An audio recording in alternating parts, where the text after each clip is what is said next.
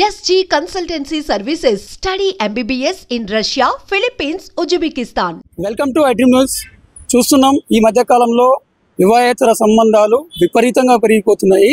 అక్రమ సంబంధాల కారణంగా అనేక రకాలుగా హత్యలు జరుగుతున్నాయి. అయినప్పటికీ ప్రజల్లో మార్పు రావట్లేదు.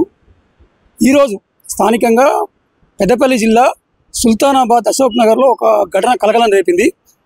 వారిద్దరికి వేర్వేరు పెళ్లిళ్ళు అయ్యాయి. ఆమెకి 2 పిల్లలు ఉన్నారు, అతనికి 2 పిల్లలు ఉన్నారు. భూపాలపల్లి జిల్లాకు చెందిన స్వామి అనే వ్యక్తితో ఆమెకి ఫేస్బుక్ పరిచయం ఏర్పడింది. ఆ పరిచయం కాస్త వివాహేతర సంబంధానికి దారితీసింది.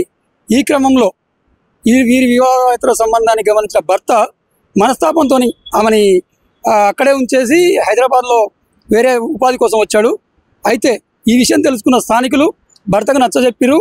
అయినప్పటికీ ఆమెలో మార్పు రాలేదు. అంటే ఈ ఊరు అమ్మాయి అది కొత్త పెళ్లి అమ్మాయి కొత్త పెళ్లి అయితే మా ఊరికి ఇచ్చారు. 2 పిల్లలు అయినరు. 2 పిల్లలు అయినాక వేరే ఆయన తీసుకొచ్చుకొని ఇంట సంసారం చేస్తాను. ఆడు ఈ భరించలేక పోయి హైదరాబాద్ ఉన్నాడు భర్త. అది విషయం మనకు తెలిసింది. అంటే ఏం చేసిన మీ కాలనీ వాళ్ళు అంతా కలిసి అందరు కలిసి ఏం చేసారు, చెట్టు కట్టేసినాం.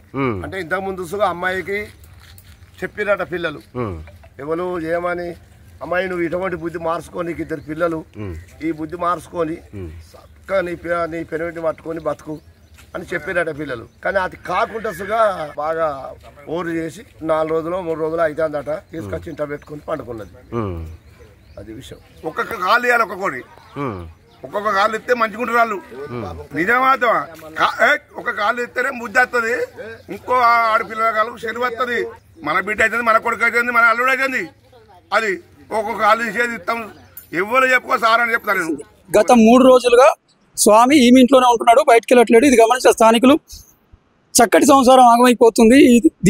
ఈ యొక్క వ్యవహారంతో ఒక అమాయకమైన భర్త ఇదైపోతున్నాడు, పిల్లలు ఇదవుతున్నారు అని చెప్పేసి ధైర్యం చేసి ఇద్దరిని కాలనీ వాళ్ళంతా కలిసి ఇద్దరిని రెడీ హ్యాండెడ్గా పట్టుకొని ఆ యొక్క కాలనీలో ఉన్నటువంటి బోరింగ్కి తాడుతో బిగించి పోలీసులకు సమాచారం ఇచ్చారు.